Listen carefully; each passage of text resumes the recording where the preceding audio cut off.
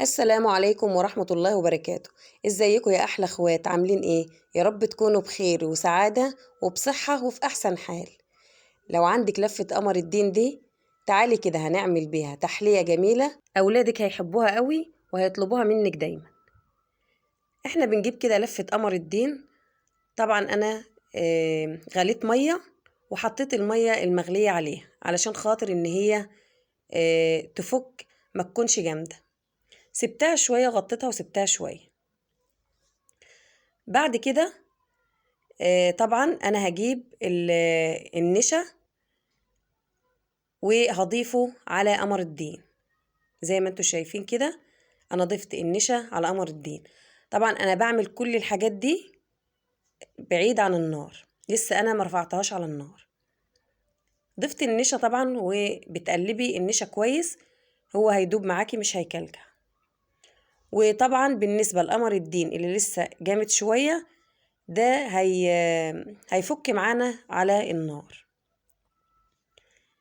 بعد ما دوبت النشا كويس زي ما انتوا شايفين، هضيف ليها مقدار السكر. وطبعا السكر على حسب كل واحد ما بيحب، يكون مثلا طعمها انت عايزاها مسكرة قوي او مش عايزاها يكون فيها سكر كتير، على حسب ما بتحبي. هنا جبت اللبن، وطبعا فضلت ازود كده شوية بشوية واقلب. طبعا بعد الخطوة دي انا كنت حاطة مية في حلة كده على النار، شوية مية. فلما سخنت انا ضفت عليها كل الحاجات اللي انا قلبتها مع بعض دي، قلبتهم طبعا مع بعض. وبعد ما المهلبية بدأت تعمل كده الفقاقيع انا طفيت عليه، وجيت طبعا صبتهم كده في الاطباق وفي الكوبايات زي ما انتوا شايفين. هضيف ليها هنا فواكه موجودة عندي، وطبعا الفواكه على حسب ما أولادك بيحبوا. أنا كان متوفر عندي موز وفراولة، فجبت كده الموز وقشرته وهقطعه قطع، وبرضو الفراولة هقطعها قطع. وهضيف كل الفواكه دي على المهلبية.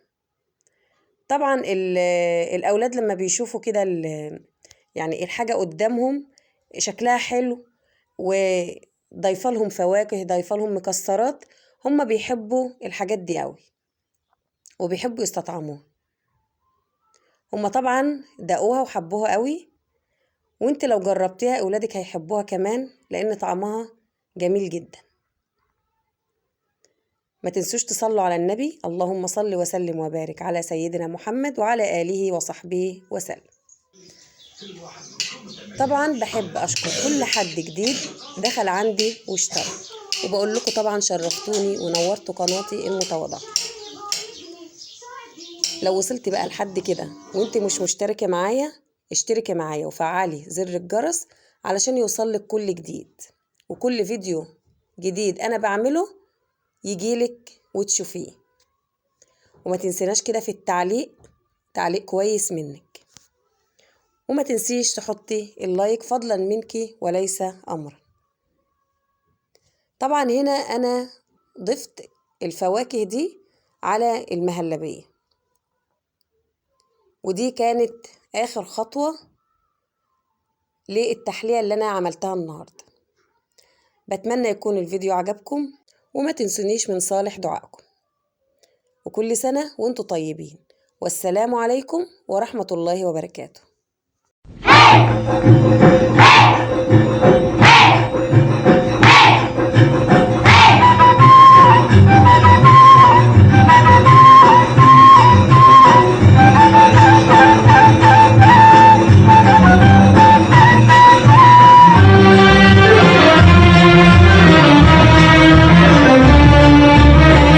افرحوا يا بنات يلا وهيصوا، رمضان اهو نور فوانيسه. افرحوا يا بنات يلا وهيصوا، رمضان اهو نور فوانيسه. يا حلاوة الدين والقمر الدين واكياس النقل وقراطيسه. افرحوا يا بنات، هيصوا يا بنات.